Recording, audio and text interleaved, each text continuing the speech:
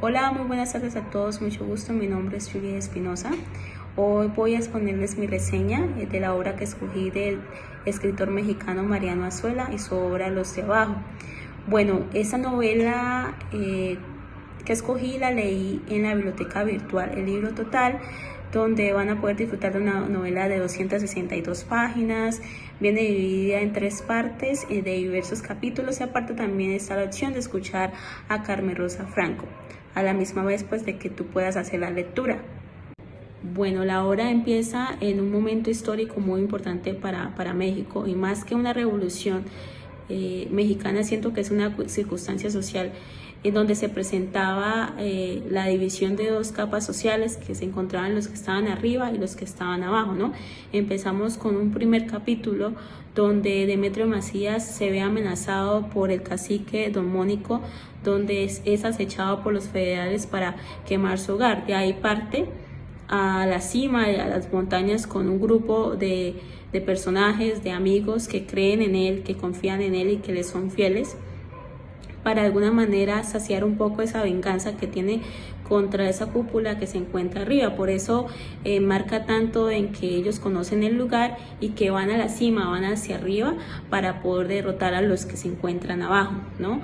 El autor nos expone en una psicología espacial de ese lugar de arriba para transformar ese eje y esa psicología de los personajes, que es por encontrarse, más que estar abajo, poder encontrarse arriba.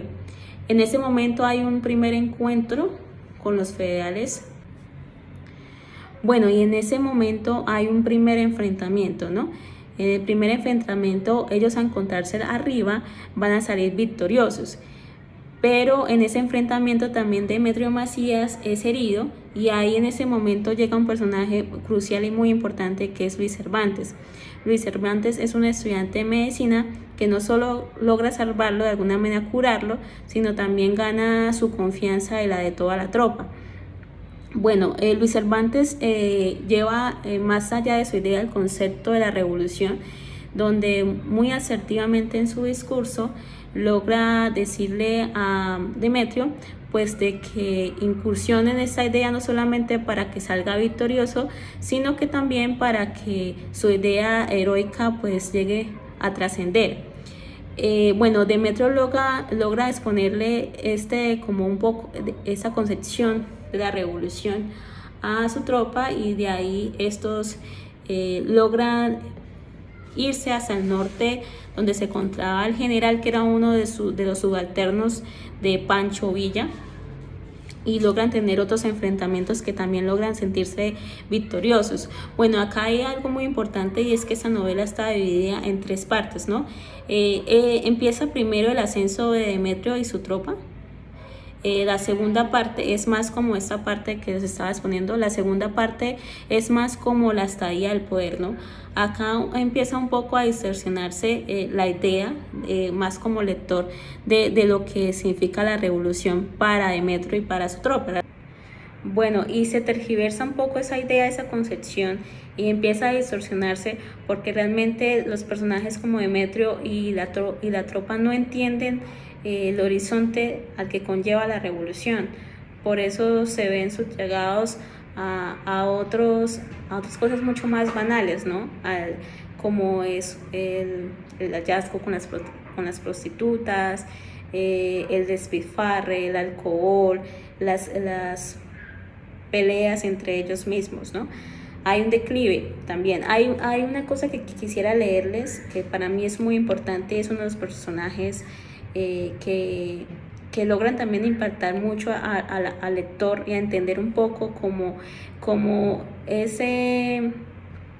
esa división que hay en la novela, y es la pronunciación de Solís, ¿no? Esa crítica que empieza a ver en la finalización de la segunda parte de la novela, y hay una frase que él dice que es muy importante y es, voy a leérselas aquí en esta parte. Primero empieza a decir: qué hermosa es la revolución, aún en su misma barbarie, pronunció Solís, ¿no?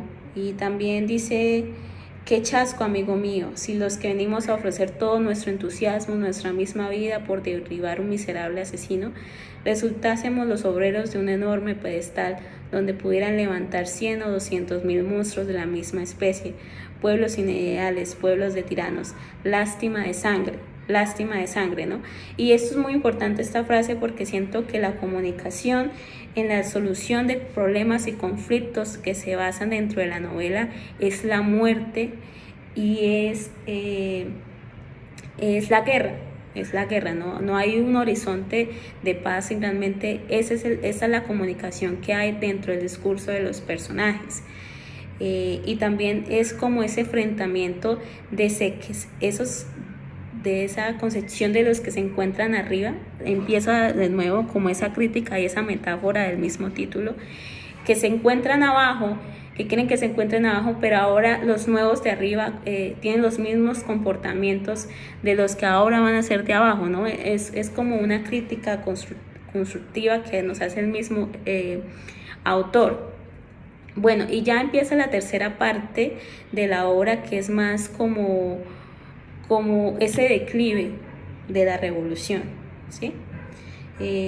Donde empieza más como el trasfondo político de la época, ¿no? Ya cuando uno de sus personajes, que para mí es muy importante, que es Luis Cervantes, decide irse para Estados Unidos porque ya no encuentra como una oportunidad o un horizonte dentro de la revolución.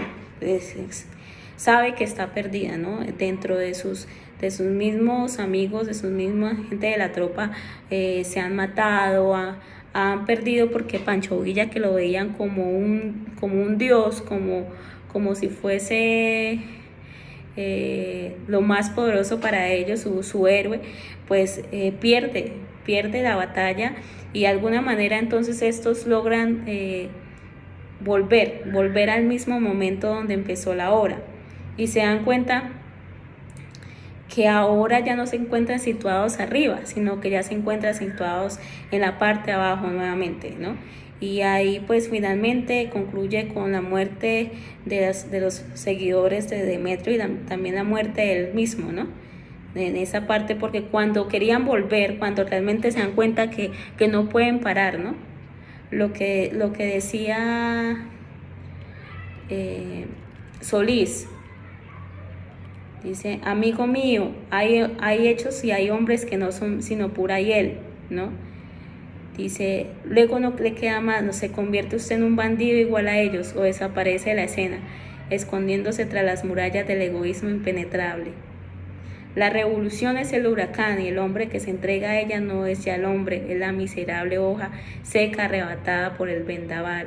Acá hay una crítica de la guerra, del concepto de la guerra. Realmente no es como la salida, ¿no?